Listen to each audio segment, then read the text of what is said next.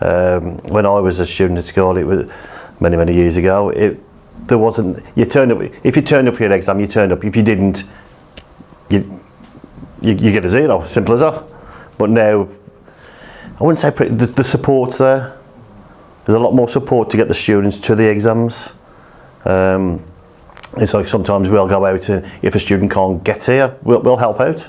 We'll go out in the middle, we'll pick them up, we'll bring them to the exam. I mean, the profession absolutely has changed. I know that's kind of, one of the questions to focus on. How is it so different? And I suppose there has never been more of the red tape and the bureaucracy and that heavy judgment from externals about the thing that you do day in and day out. I think because of the heavy judgments on schools, I think you always have the highest expectations. You always want the children to be the best version of themselves. You always want them to be compliant because that's part and parcel of the world that they live in. You had your consequences. You knew if you did this would be the consequence. Yeah. But above and beyond that, now we have these routines for learning, expectations of how to enter a room and leave a room. And other than don't hurt each other when you're in the room and don't throw a chair, there certainly wasn't that structure that you have nowadays. Back then it was, you can have a white polo shirt. If you've got a tie on, you've got a tie on. If you haven't, it was no preference to ties. It was uniform, no preference to outdoor clothing. I don't know, it's hard to explain.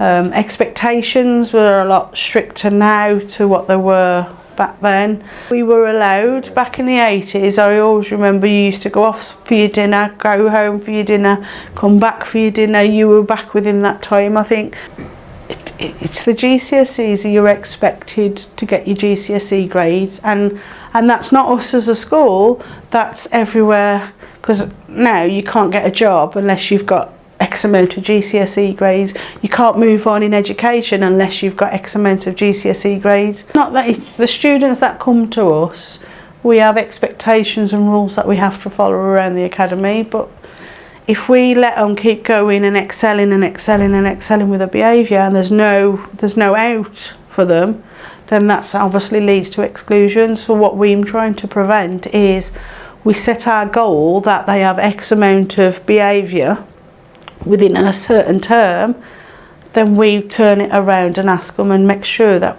we turn it around to make sure they get back on the right pathway. It's a lot different because I think back in the 80s, you could walk into one job. It didn't matter whether you had qualifications because you could walk into one job, better yourself, and there was jobs after jobs after jobs. Now, their expectations is more academic because they want the better job. Yeah, we still do a traditional roast dinner, traditional fish on a Friday, but there is a varied choice for the kids. They're spoilt, the choice that we give them. There's about 4 different counters we have in operation. Everything from your traditional roast dinner, as I say, to your street food, stir fry, and your burgers, your pizzas that kids, go mad for. So yeah, it's wide variety. Back in the day, very basic, sandwich, one choice, and a vegetarian choice. And that was it when I first started.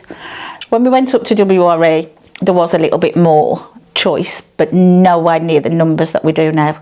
Well, there's 1,200 on site. I wouldn't say every child, every member of staff eats, nowhere near. But you're talking numbers, 700, 800 kind of thing on a daily basis. I think behaviour's improved from when I first came. But I think there's a lot of different support system in place now for the children. Like even from when I went to school, we never had your pastoral staff, your AP department. The kids seem to have more respect. You still get you have to prompt and please and thank yous every now and again, but that's human nature. I mean, they've got a lot more opportunities here. There's a lot more things that they can do, and I think it's a lovely building for them. So I think they've got a lot more chance in. This school was a lovely school. Social, emotional and mental health is a big thing as well, where that people now diagnosed with ADHD and other mental aspects and health issues. But we didn't have that as well. If you was deemed to be a naughty kid at that time, when back in the day, back in my time, you was a naughty kid. Teammates fancied the fag on the or smoking on the pitch. They used to just sit there and smoke on the pitch with couldn't care less attitude. Some got expelled at the time. That was permanently excluded or suspended as it is now. But you know, if you got expelled, you got expelled, and that was it really. There was another thing of you used to go external isolation or managed move stuff. You just got expelled and that was it.